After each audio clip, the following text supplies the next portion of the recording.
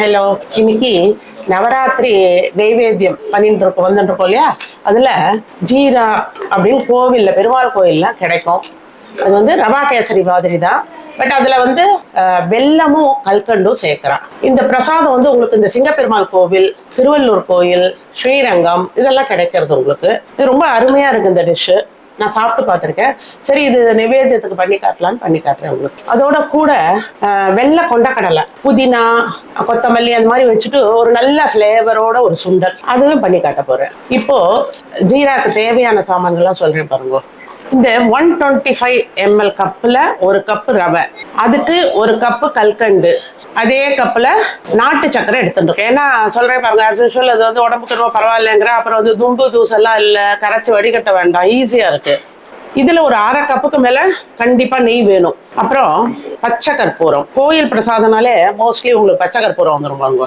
இந்த சின்ன பீஸ் தான் போட போறேன், ரொம்ப போடக்கூடாது, சும்மா காமிக்கிறதுக்காக அது பெருசா வச்சிருக்கேன். அப்புறம் ஏலக்காய், அதுக்கு தேவையான அளவு வெந்நீர், அவ்வளவுதான். இப்போ ஃபர்ஸ்ட் அடுப்பை பற்ற வச்சு இந்த வானலி சுடட்டும். இப்போ வானலி சுட்ட உடனே என்ன ஒரு 2 டேபிள் ஸ்பூன் நெய் விட்டுருக்கேன். இதுக்கு முந்திரி எல்லாம் போடல எதுவும். இந்த ரவையை அதில் போட்டு விட்றேன். இது கொஞ்சம் நல்லா சவப்பா வறுக்கணும். ஆல்ரெடி வறுத்த ரவையா இருந்தா கூட இந்த மாதிரி நெய்யில வறுத்துன்றோங்க ஒரு முறை. நல்லா அப்படி சவப்பா வறுத்துக்கணும். வறுத்துன்றதுக்கு அப்புறம் இந்த ஜலம் நல்லா வெந்நீர் பக்கத்துல சுட வச்சுக்கோங்க. நான் இந்த கிட்டல்ல வச்சிருக்கேன். மெதுவா விடுங்க, ஆவி அடிக்கும். பிகினர்ஸ்லாம் ஜாகிரதையாக விடுங்க, கொஞ்சம் கொஞ்சமாக விடுங்க. 1 2 இது 1 3 விட்டுருங்க. நல்லா வேகட்டும் அது. ஏன்னா வறுத்துருக்கோம் இல்லையா, அதனால தண்ணியை நல்லா இழுக்கும். இந்த பாருங்க, அதே இழுத்துக்கிறது நல்லா. அடுப்பை சின்னதாக வச்சு ஒரு 2 மினிட்ஸ் மூடி வச்சுருவோம். இப்போ அது வேகிறதுக்குள்ளேயும் நான் என்ன பண்ண போறேன், இந்த கல்கண்டெல்லாம் கரைய நாழியாகும். பெரிய கல்கண்டு கூட எடுத்துக்கோங்க, நல்லா அதே அளவு எடுத்துக்கோங்க. எந்த மெஷர்மெண்ட் கப்போ ரவை அதே தான் கல்கண்டும் இந்த இது வெல்லமும். இப்போ இதை சும்மா பொடிச்சுன்னு வந்துடுறேன் கொஞ்சம். இப்போ பார்த்தல நல்லா வெந்துடுத்து. இப்போ இதில் இந்த வெல்லத்தை போட்டுருவோம் ஃபர்ஸ்ட்டு.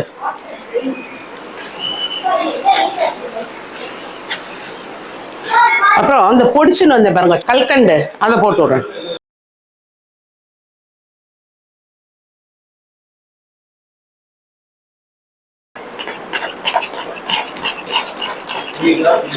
இப்படியே கலர் நேல்னா 1 2 கட்டி இருந்தா கூட கரைஞ்சிடும்.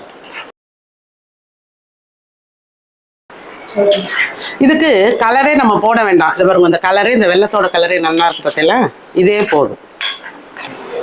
இது கொஞ்சம் அப்படியே சேர்ந்த மாதிரி வரட்டும். இந்த வெள்ளத்தோட பச்சை வாசனை போகணும் இல்லையா.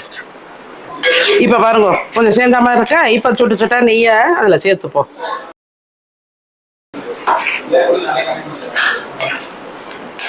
எப்படி நம்ம அந்த மெஷர்மெண்ட்ல ஒரு அரை கப்பாவது வேணும் நெய், அப்பதான் வாசனையா நல்லா இருக்கும்.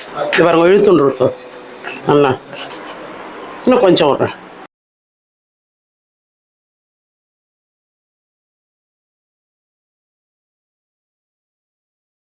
இது இந்த பதத்துல நம்ம இப்ப ஆஃப் பண்ணிடலாம். நம்ம ஏலக்காய் பொடி போட்டுட்டோம், ஏன்னா அப்புறம் இறுகிடும், கொஞ்சம் கரெக்டா இருக்கும்.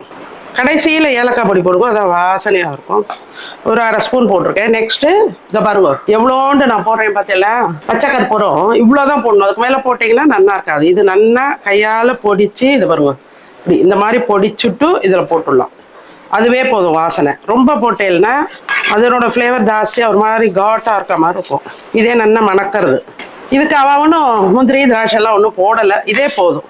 இப்போ நான் அடுப்பு அணைச்சுடுறேன். வெல்லம் கல்கண்டு போட்ட ஜீரா ரெடி. இப்போ அடுத்து இந்த வெள்ளை கொண்டக்கடலை சுண்டல் பண்ணி காட்டுறேன் பாருங்க. அதுக்கு தேவையான சாமான்கள் இப்போ பாருங்க. இந்த வெள்ளை கொண்டக்கடலையை எடுத்து நான் ராத்திரியே ஊற போட்டு இப்போ வேக விட்டு எடுத்து வச்சிருக்கேன் காலம்பரை. அதுக்கு புதினா நன்னா அது பாருங்க இவ்வளோ வச்சுருக்கேன் இந்த அளவுக்கு. இது 160 ml கப்பில் 1 ஊற போட்டேன். அப்புறம் கொத்தமல்லி, காரத்துக்கு பச்சை மிளகா தான் இதுக்கு 2 பச்சை மிளகா, அப்புறம் இஞ்சி, தாளிச்சு கொட்டுறதுக்கு இப்போ இந்த கருவேப்பிலை போட்டுக்கலாம். இதெல்லாம் அரைக்க போறேன். அரைக்கும் போது சுட்டு லெமன் இதுல விட்டுட்டோம்னு வச்சுக்கோங்களேன். கொஞ்சம் ஒரு லெமன் 1 இது கடைசியில பிழிய போறேன். அப்புறம் தேங்காய் துருவல், பெருங்காயம், கடுகு இதுக்கு சாதா எண்ணெயை நம்ம குக்கிங் ஆயிலே விட்டுக்கலாம். மேல் உப்பு கொஞ்சோண்டு, இதில் ஆல்ரெடி மஞ்சப்பொடியும் உப்பு போட்டு நான் வந்து வேக விட்டு எடுத்திருக்கேன். அடுப்பில் இலுப்பச்சட்டி காஞ்ச உடனே கடுகை போட்டுப்போம். ஃபஸ்ட்டு வெடிக்கட்டும். உளுத்தம்பருப்பு தேவைப்படுறா போடுவோம், நான் போடலை இன்னைக்கு. கொஞ்சம் பெருங்காய பொடி, இந்த வேக வச்ச கடலையை அதை போட்டுருவோம், கொண்டக்கல்லையே. சிம்மில் அடுப்பை வச்சுட்டு அதுக்குள்ளேயே நான் வந்து மிக்சியில் ஒரு ஓட்டு ஓட்டினுறேன். ஜலம் விடக்கூடாது, அப்படியே க்ரஷ் பண்ண மாதிரி தான் போடணும். புதினா, கொத்தமல்லி, இஞ்சி, பச்சை மிளகா, கொஞ்சம் உப்பு கருக்காகமாக இருக்கும். அப்போ தான் அதில் உப்பு போட்டு வேக விட்ருக்கோம். அதை ஞாபகத்தில் வச்சுட்டு இது மேல் உப்பாக நினச்சி போதே துளி உண்டு போட்டிருக்கேன். இதில் 2 கருவேப்பிலையை போட்டு விட்றேன். சிம்மில் தான் வச்சுருக்கேன். அதுக்குள்ளேயே இதை நான் வந்து க்ரஷ் பண்ணிட்டு வந்துடுறேன். க்ரஷ் பண்ணிட்டு வந்துட்டேன். இதுக்கு நான் ஜலம்லாம் விடலை. உங்களுக்கு எவ்வளோ காரம் வேணுமோ அவ்வளோ போட்டுக்கோங்க. மிளகா உரைக்கிறது பாருங்க, அதுக்கு ஏற்ற மாதிரி போடுங்க. இப்போ இதை எடுத்து இதில் போட்டுடலாம்.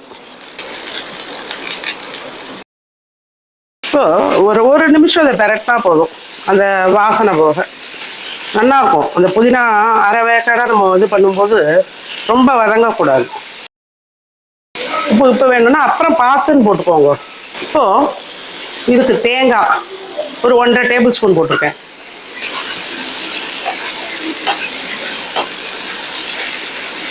ரொம்ப சூப்பராக இருக்கும் இந்த சுண்டல். இப்போது அடுப்பை நான் அணைச்சுட்றேன். அணைச்சுட்டு அதில் லெமன் பிழிய போகிறேன். சூட்டோட பிழியாதீங்க. இதை நல்லா கலந்துடணும். லெமன் பிழிஞ்சோம் இல்லையா, இப்போ வேறு பாத்திரத்தில் ட்ரான்ஸ்ஃபர் பண்ணிடுறேன்.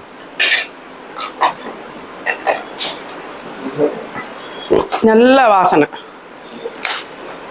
ஜீராவும் சுண்டலும் ரெடி. இதை சுவாமி நிவேதியம் பண்ணிவிட்டு எல்லாருக்கும் வெத்தலை கொடுக்கலாம். இதை கூட நீங்கள் வந்து காலம்பரை வரவாளுக்கு வெத்தலை கொடுக்கலாம். இது ஈவினிங் கொடுத்துக்கலாம். அவாவா சௌரியம். டேஸ்ட் வைஸ் ரெண்டுமே நிஜமாவே பிரமாதமாக இருக்கும். கண்டிப்பாக பண்ணி பாருங்க. என்னோட வீடியோஸ்லாம் உங்களுக்கு பிடிச்சிருந்தா லைக் பண்ணுங்க, ஃப்ரெண்ட்ஸ் அண்ட் ரிலேட்டிவ்ஸ்க்கு ஷேர் பண்ணுங்க. இதை பண்ணி பார்த்துட்டு எப்படி வந்தது உங்களுக்குன்னு கமெண்ட் பண்ணுங்க. சப்ஸ்கிரைப் பண்ணாதவால சப்ஸ்கிரைப் பண்ணுங்க. தேங்க்யூ.